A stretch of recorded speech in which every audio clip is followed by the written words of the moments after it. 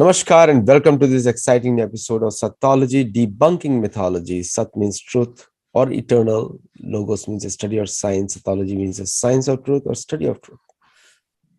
Opposite of that is mythology, which is coming from the root Sanskrit word myth dhatu, which is a root for mithya, and it was very Machiavellic combined with logos became the study of myth or fake lie imagination, science of fake lie imagination. But the connotation in which the word mythology has been used is the ancient history. And that's why people say, but if you look at the real word, and that's why there was a need to create a new word, Satology, which means science or study of truth. And there's a very beautiful Sanskrit phrase, Satyamev Jayate. I have a very, very special guest, very special guest. He's coming for the first time on this show. And after a long time, probably they have been interacting. So without delay, let's welcome Dr. Raja Ram Mohan Roy. Thank you so much, Aditya. You're very welcome. You're very welcome on the show, Dr. Roy. So, Dr. Roy, before we start off, and we talk about sheet anchors. And sheet anchors, some people may not understand. Like for some people who are coming new to these kind of shows, they may not understand. So what do you mean by sheet anchors? So basically, what my interest is to examine the very basics of how Indian history was constructed. And that's what we are going to go into the details. And to understand how do we know, like the history that is being taught to us is really the history? How do we know that is the way it has happened? So if we go into the details of, and I will show this in this also today's talk, is that the Indian history has been constructed by fixing it with European chronology. So basically what happened is that when the Europeans came, they researched, they talked to the Pandits here, Brahmins here, and they got a list, and I will show that to you today, of what it was that we thought is our history. But of course, they did not believe in the timelines that we had. And they wanted to make it match with what is their history, which they think has been very well organized. They got a lot of evidence. They have got all the kings and the times and everything. So they were very comfortable with those, at least going back a few thousand years. And they wanted to know, is there anybody there that matches with somebody in the Indian kings, Indian history? And they found there are two matches. And then, so it's like two places. One is, of course, we are going to talk about is the Chandragupta Maurya with Alexander and Seleucus. And the other one is the Devanam Priyadarshi. And he mentions 5 different Greek kings. And those Greek kings, so that gives you 2 points. So basically, what we see is that the first one has been known since it was proposed that there is another candidate for that, for the first seat anchor of Chandragupta, Sandrocotus being Chandragupta. But what the historians will tell you is that they have got the second one. And for that, we have had no explanation so far. And, in this talks, in the series, I'll try to show that there is alternative for the second one also. And it is possible to have an alternative timeline of history with these two seat anchors being different than what is currently believed. You mentioned a term called Brahman and Pandit. Yes. And it is a very negative word nowadays. It is not used the way it was designed to be used. And you live in Toronto, you know more than me how much campaign is going against the Brahman and Pandit. They all want everybody to be just don't exist practically.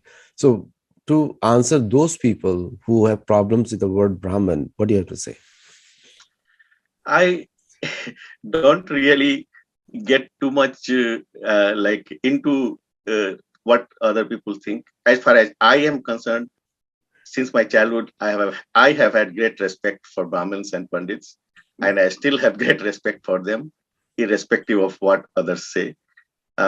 Coming to my work, I try to be objective. I am from a science background, so I try not to bring any ideology into the my research, which you will see that it's very objective. I not neither I bring any ideology myself or I get influenced by any ideology. My aim is simply to seek the truth, irrespective of whatever ideologies people think. Absolutely. And also, you mentioned one more thing called syncretism. Some, I mean, that was a term which was going there. You said that most of the Abrahamic leaders, faith leaders mostly, they try to they're trying to find the person in the Indian history where they can correlate with. And what we are saying is completely s- going opposite of them. And so that syncretism doesn't work, or does it work from their perspective? See, what the term I used is synchronization. I guess that's what the same what you mean. Similar, similar. And yes, so basically, what is synchronization is that you match, like you synchronize time, right? You have got different clocks, and if they are giving different times, then you synchronize, you match them. So similarly to that, so see, the approach is fine. I mean, there's nothing wrong in synchronizing. It's the my contention is the synchronization itself is wrong. They have got the wrong persons matched, and that's what we are going to focus on. Yeah, And I will go deep into the evidence. I mean, the devil is in the details. That's that, what you'll see. that's right. So we'll get started, and we have around the we get started now. Thank you so much. So I will start the presentation. Thank Please, you so much, please. Aditya ji, Dr. Mahendra, and the Sattology team for giving me this opportunity. Really appreciate it. You are And very I really welcome. love your work. All the work you are doing is fabulous. Thank So much you are doing for our civilization.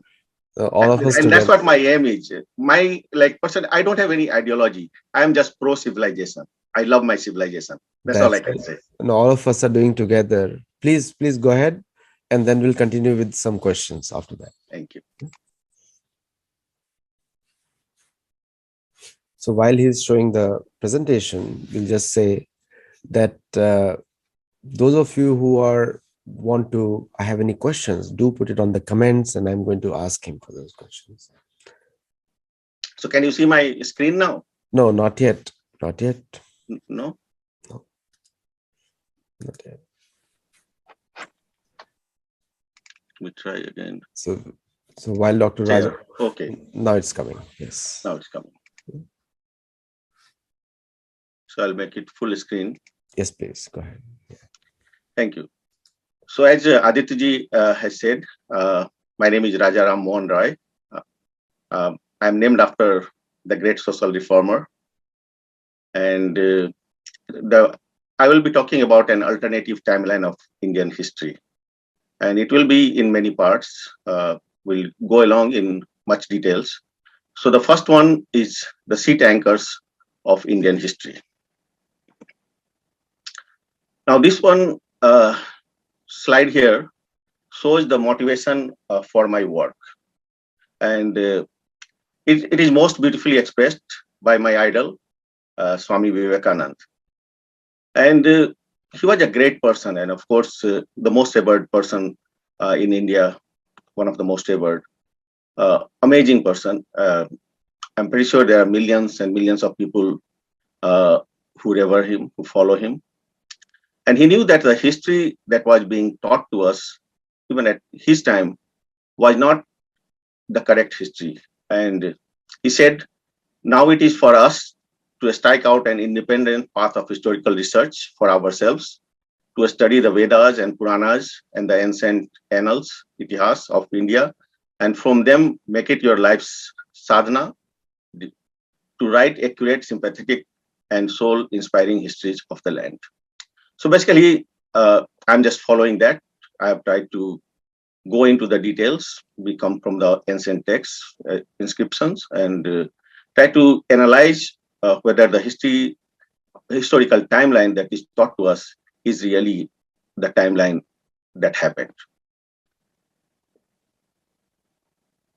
So the question is, when I started this research and trying to understand, and this basically started from trying to find out what was the time of the famous astronomer Varamihir. And as we know that the Varamihir's time, according to history, is in the 6th century. But according to our traditions, he was in the court of Emperor Vikramaditya, and whose time was 57 BCE according to the tradition. So our tradition puts him in the 1st century BCE. And I wanted to see why it happened, what is the reason of this discrepancy. And that got me into looking deep into the history. And so basically I asked the question, how do we know that the history that is taught to us represents what has really happened? Now, when we go to the history, and we talked about it, there is an ideological war. There are people on the left, there are people on the right, and they view the same events differently. So if we go for the historical accuracy, it's basically you are looking at an event and you are saying that this has been misrepresented. Like, for example, you have, let's say, Rana Pratap and Akbar, and you argue who was great, whether Akbar was great or whether Rana Pratap was great. But at least they were contemporary. That we don't have any doubt about. But the other part is, did the event really take place? Like, is it real? And that one, for example, is Alexander the Great and Chandragupta Maurya. So let's say, for example, did they really meet? Or was it the Chandragupta of the Gupta dynasty who was the contemporary of Alexander? So in this series, I'm not going into the first part, which is the misrepresentation of an event, but into going into detail of whether the event itself took place or not. So when we go into this history, and we already talked about that there are two anchors for the Indian history. And the first one is related to this great man, Sir William Jones. And Sir William Jones, I saw his date between 1746 to 1794. And he came to India, he came to Calcutta, and he as a judge of the Supreme Court. But when he came to India, he was very much interested in Indian history. He talked to a lot of Brahmins and Pandits, and he found that there's a lot in common between Sanskrit, Latin, and Greek. And this basically started this whole field of comparative linguistics. He also founded the Asiatic Society of Bengal on 15th of January, 1784. So when we go into the history, and I try to understand what really happened, then our clues will come from what we really believed before this history that as we know it, has been constructed. So what was it that our ancestors believed was our history? And luckily, of course, we know from the Puranas what we believed in. It's good to have a Western account of, and Sir William Jones, he has written it down, and I have given the reference for the paper on the chronology of the Hindus. And in this, he writes down what he received, and then he goes into his own point of view. So we first go into what he received as he inquired was our history. And this is a paper in 1788 CE. So this will tell you at that point what was believed. And he himself, in just like 5 years, will propose a seat anchor that will completely change this, even change what he believed in 1788.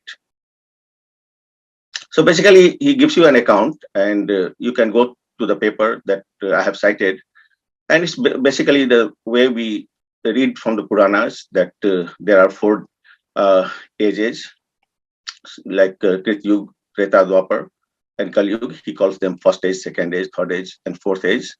And then he talks about the 14 Manus, each that go through that are given the authority to rule during these times.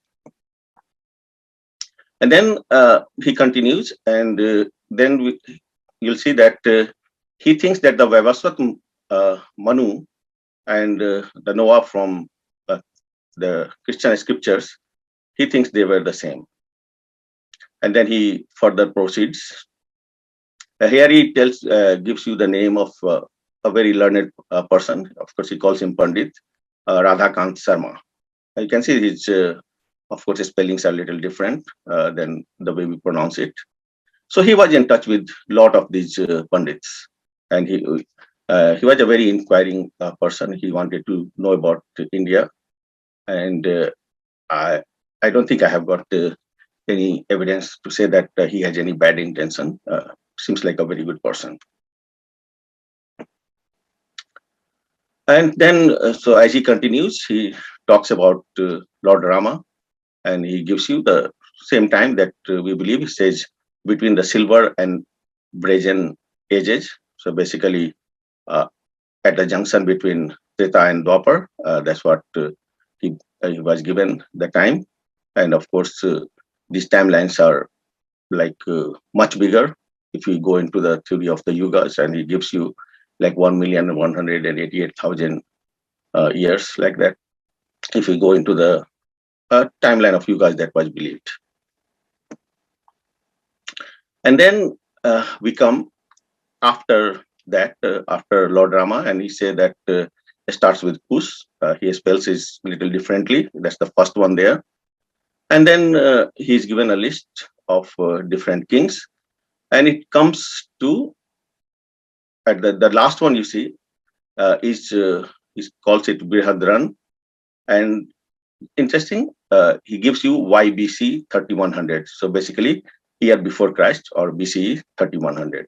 So matching with our traditional understanding that Kali Yuga began in 3102 BCE. And this is the list. So of course, we have got two different lists, as we know. One is called Suryavanshi and the other is called Chandravanshi. So the Suryavanshi he has given as children of the sun. And then he has also given us the other line, the Chandravanshi kings, the children, calls them children of the moon. And you see towards the end, 24 and 25th, we get to Yudhishthir and Parikshit. So that's where the start of Kali Yuga we see, and the end of Dwapar, what we believe. And he gives you the same timeline. And then he comes to finally the Kali Yuga, or the fourth age, or our age, and in which he gives you the list of the children of the sun, or the Suryavanshi kings. And interesting, he gives with a list of kings, there are 28 he gives. And the last one, Sumitra, he puts in 2100 BCE. And then the other lines, the lunar kings, the Chandravanshi kings, he gives. And you see that we are familiar with Janmeja, and from Janmeja, Satanic, and then he goes up to the list of Chemak. And then he's also given a list of kings of Magad, which became a very important kingdom in our history. And this list, after the Mahabharata war, or the beginning of Kali Yuga, he starts with Sahadev, which I think is one of the Pandavas. And then from there he starts, and he goes to Satyajit. And then he continues the kings of Magad. And here we find it interesting that he puts, he was given the timeline that he was given. In that one, Pradyot is in year before Christ, 2100. So 2100 BC is the king Pradyot. And as we know that he was contemporary of Lord Buddha. So we see that in our timeline, at least what we believed at that point of time in 1788, that Buddha was in 2100 BCE. And the last one, if you see, he goes through the list, and the 16th one is the Nanda. And of course, they were just before the Mauryans, and that he puts in 1602 BCE. And continuing with the list, he shows that Chandragupta, that will be the Chandragupta Maurya, and he puts him in 1502 BCE. Of course, right now We have him towards the end of 4th century BC, as contemporary of Alexander. So there's a big discrepancy between what we read now and what was believed then. And then he continues from that with the Sung kings, Pushpamitra. He writes at Pushpamitra, gives him a date of 1365 BC. And then he continues. And then he after that is the, we know that they are Kanva kings. He writes them as Canna, Kanna, I think. So there, I mean, of course, his pronunciation is a little different. And then he continues with the Kanva kings, gives the list of those kings, how many years they ruled. And after that, they're followed by the Andhra kings.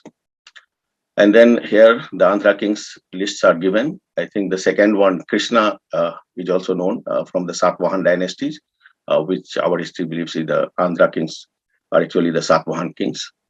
And then he gives you the list, and it ends at a king called Chandrabij. Not sure which king is meant by that. But the time is given for this end of the list, which he thinks up to the part which he thinks was authentic at that time, was that king was in 452 BCE and 396 years before King Vikramaditya, whose time will be, of course, we know that is 57 BCE from the tradition.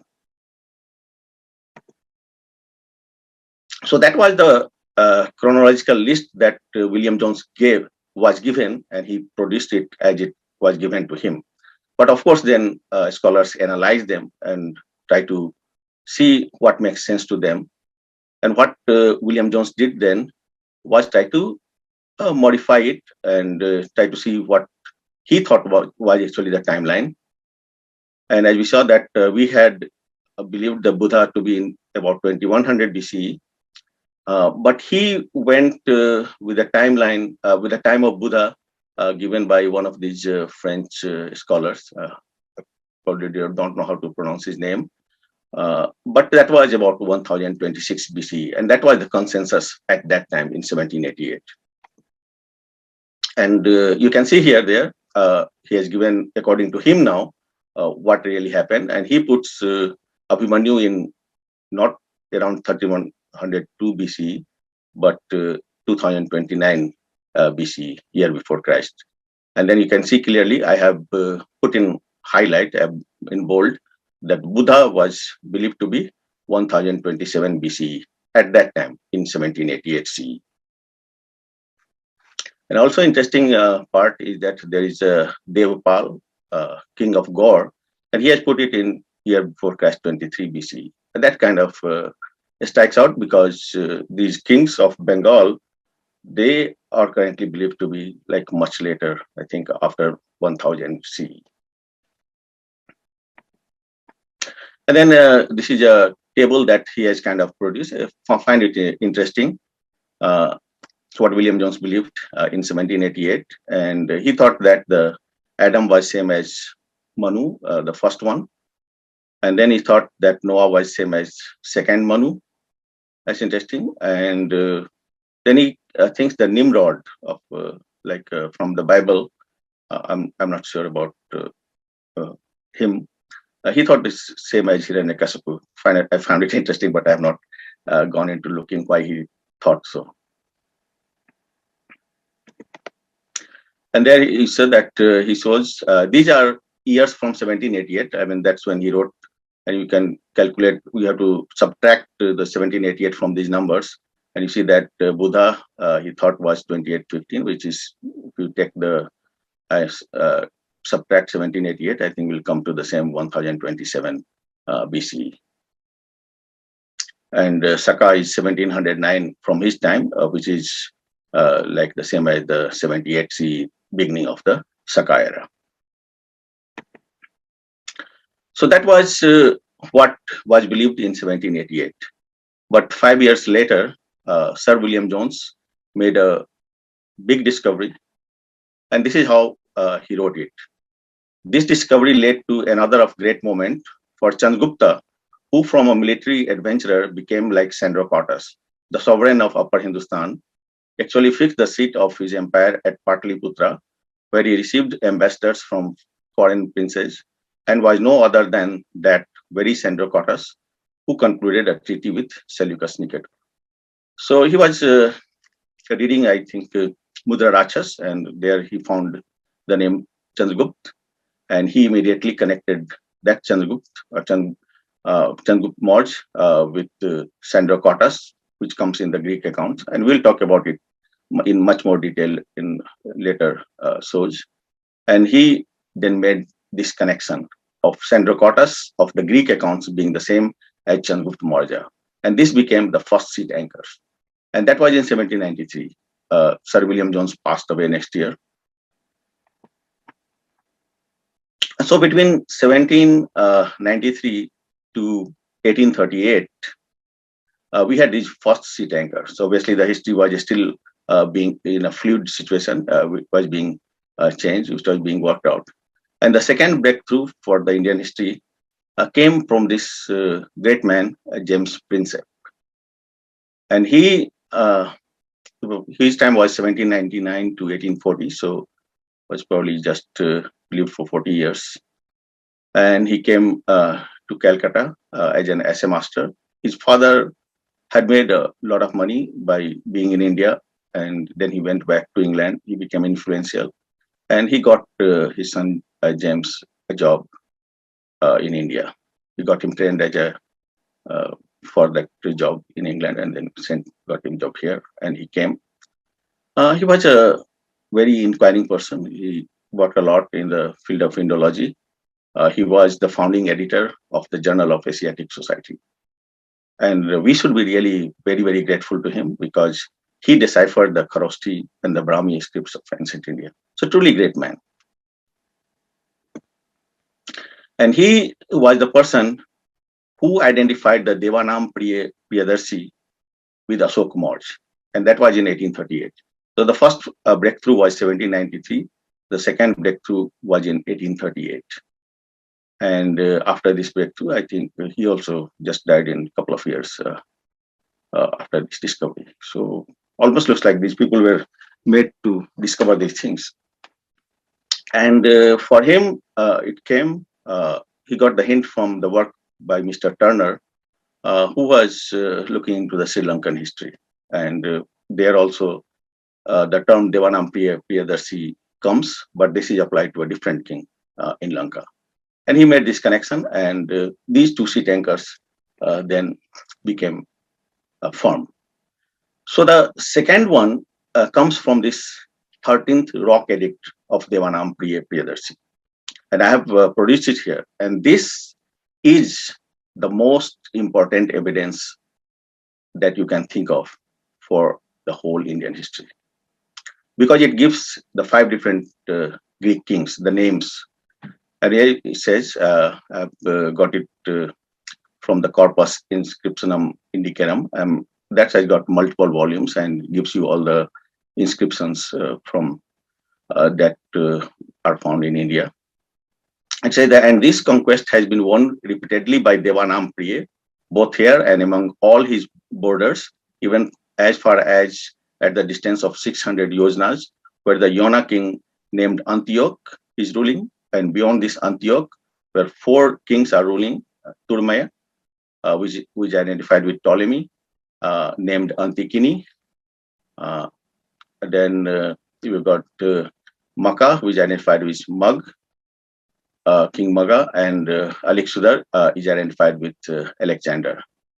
But this is not the same Alexander as the one who was contemporary with Chandragupta Maurya or Chandragupta, but another one, because this will be much later than his time.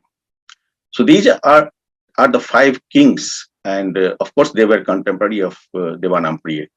And the modern history takes Devanam Priyadarshi to be Ashoka, Ashok Maurya, and contemporary of these 5 kings.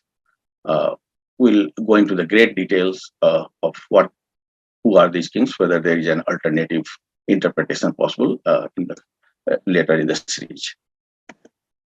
So basically, this is how the Indian history has been constructed. So we have the first seat anchor, and I have put it there around 326 BCE, is that Alexander meets Sandrocotus. and the Sandrocotta is identified with Chandragupta Maurya. And the second one, around 258 BCE, is it Devanam Priyadarshi, identified as Ashok Maurya, mentions 5 Greek kings. And with these two, then you go back and forth. So from that 326 BC, you go backwards, and then you find the times of Nandas. Then you go backwards, you find the times of Lord Mahavir, Lord Buddha. You go forward from that, and you get the times of Sung dynasty. You go forward, then Kanva dynasty, then to the Andhra dynasty. But all these timelines depend upon these two seat anchors and those identifications. So basically, what we are going to see, and the question that I asked myself, is that why there is so much discrepancy between what the modern historians say and what we traditionally believed. So are these the correct seat anchors of Indian history? Of course, the first one has been proposed from, since it was given that the Sandrocotta is identified wrongly, is not Chandragupta Maurya, but the Chandragupta I of the Gupta dynasty. But the second one, there has not been any satisfactory explanation. So I will go into that. But before we do, let's suppose that these identifications are wrong. And if you have them wrong, then there will be consequences. So what are those consequences? That's what I'm going to talk about in the next part. And I really like to thank you again, Aditya. Thanks, Dr. Mahendra, for contacting me and organizing it. And thanks to the Sattology team. And if anybody wants to contact me, these are my contacts. Thank you so much, Aditya. Thank you so much. And you made it very short and to the point. Now, I have one question for you. Why an Indian mind needs a Western validation? I mean, that has come to us from, it's the education, right? And I really don't go into too much of the details. Of course, we all know about Macaulay, that he wanted to create make Indians like a copy of what the British people thought a copy. And we continued with the same kind of system. Usually what could happen or what should have happened, that when we got the independence, our Indian way of thinking should have been incorporated in our education system. Unfortunately, that has not happened. Things are happening now, and we'll see how it goes. I have not seen a Western historian using Indian sheet anchors. That is right. And basically, I think the Western civilization, they have a lot of, I believe, recordings, and they have got much more evidence. Probably, I have not got into the details, but at least they have got their own timelines with all the kings and their how many years they ruled, and they have created a timeline. Personally, I don't see any reason to doubt what their timeline is for the European part. See, their enlightenment started in 15th century, 14th century, according to them, their own historian. And our enlightenment, even if you go back, is from the beginning of creation, like from Brahma's time. Very old history, very ancient history. And so it really puzzles me that instead of anyone who is older, that should be the sheet anchor. It's very natural, isn't it? Yes, our problem is that we have been invaded so many times, and we have lost so much of our knowledge, so many of our texts. Like, if you know that the whole Nalanda University was burnt, like how much knowledge we left, and so many invasions, the Huns, the Turks, and they all were after the knowledge, right? Some people don't understand what knowledge is; they just burnt. I mean, not just in India, the other places also it has happened. So we don't have everything. I mean, still what we have got is like amazing that we could save so much. But of course, these have been saved under very trying circumstances. And that's why I think I value a lot of what we still have received, and we need to try to preserve it. One thing which comes to the mind, we have great institutions, we have great brains. Now we can always see that the in the West, Indian managers are very respected. Look at the UK. Everything UK was proud of is owned by an Indian now, including East India Company. And we own their Jaguars, the Range Rovers, whatever they had.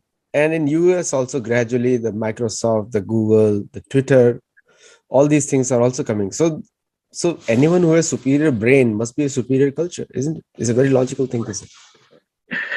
Uh, a lot of things depend upon the system, the setup. I mean, I'm really very happy that Indians are doing very well in the West, and of course, some of it should be credited to our civilization values. I mean, on the whole, we respect the laws of the land, like we follow whatever laws are there. We try to excel. We try to give good education to our kids. We have our own family values, and we value education a lot. And I'm really glad that our civilizational values are helping us to achieve so much in our adopted lands. Then, when you come to the developing world immigrants to the Western world, there is a very divide, developing versus developed. Now we all know what's happening in San Francisco, what is happening in Los Angeles. There are more homeless people on the streets, and San Francisco looks like any other city or Indian city which is dirty. Nowadays, Indian cities may be far cleaner than the American cities now. So the entire third world, first world narrative is breaking down gradually. So, but still, as far as the academics goes, the slave mindset is still there in the Indians, where we consider them as a standard for validation. I will ask to validate me from someone only if I feel inferior. I mean, that is a mindset we have. You and I can be very big or talk on this show, but when it comes to interacting with them physically, we don't establish a point over there. If you establish a point and you're out of the scholarly consensus, you're kicked out. So how you present, and like I want to see an Indian sheet anchor for the Western history, because everything will be proved mythology over there. What do you have to say on that? And we'll wrap up the show. Aditi, well, luckily I am in a different field. I am in science and engineering, so I don't get to interact, have that kind of interaction. I've been very lucky that the people I work with, they are very, very knowledgeable. I mean, amazing people that I have worked with. Worked with Dr. B.I. Lakshmanan for many, many years. I think he has been given this year the Order of Canada. Worked with great people, Professor McLean. They all treated me and everybody else with great respect. At least in our discipline, I don't see that kind of thing. We in the science, at least, we just go by objective knowledge. We try to understand what the phenomena, and we respect. Everybody respects each other. It's a very nice place to be. Luckily, I'm not in humanities, so I'm not exposed to that kind of thing. Generally, you live in Canada and I live in the United States, and we all know very well that if we are following the narrative of their academic standards, we all prosper, including me and you and anyone else. But if you challenge that narrative, then you are nobody after that. Like you can try, I can try, anyone else can try, you're out.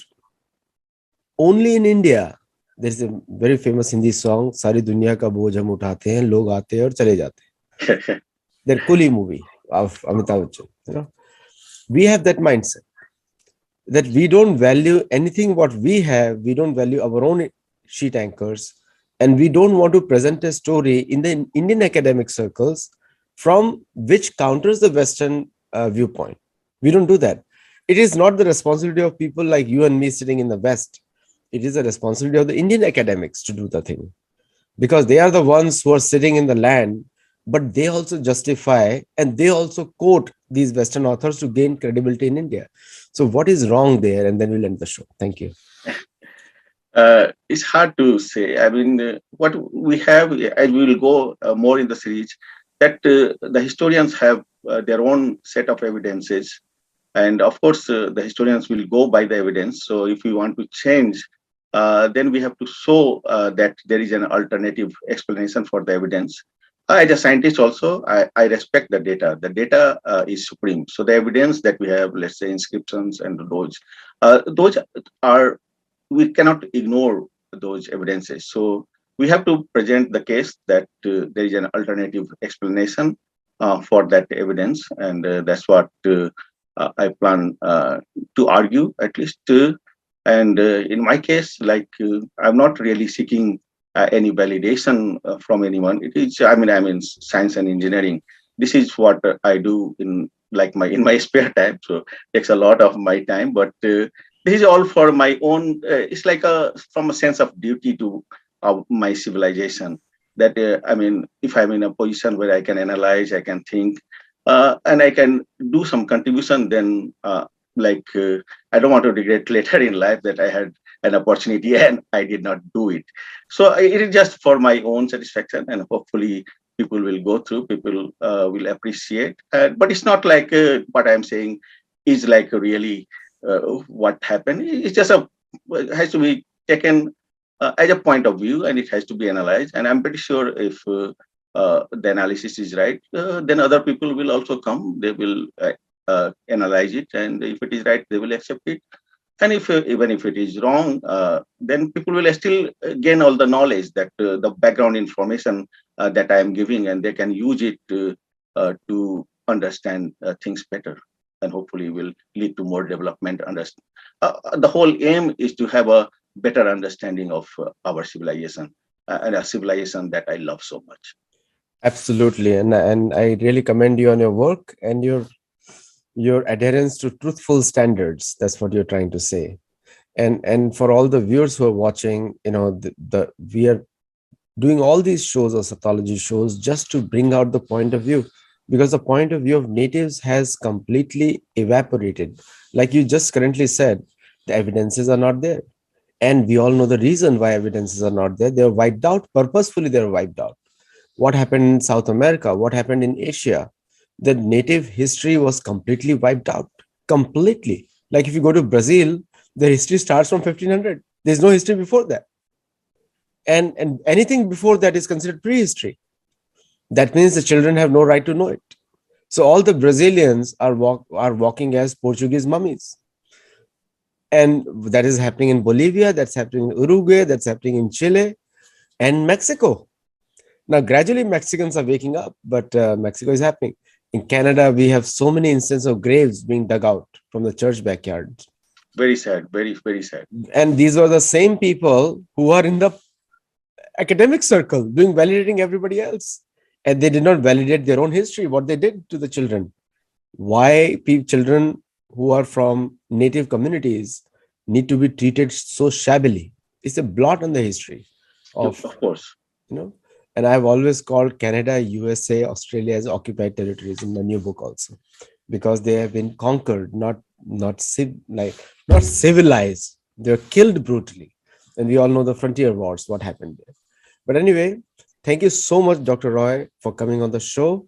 And I would love to look forward to this series now. And we see how we first see their standards, then somehow we come to our standards also. So thank you so much. And thank you all the viewers for watching. Do comment on the video. Your comments are more important than anything else. Namaskar. Thank you so much, Aditji. It has been a pleasure talking to you. Same here. Thank you.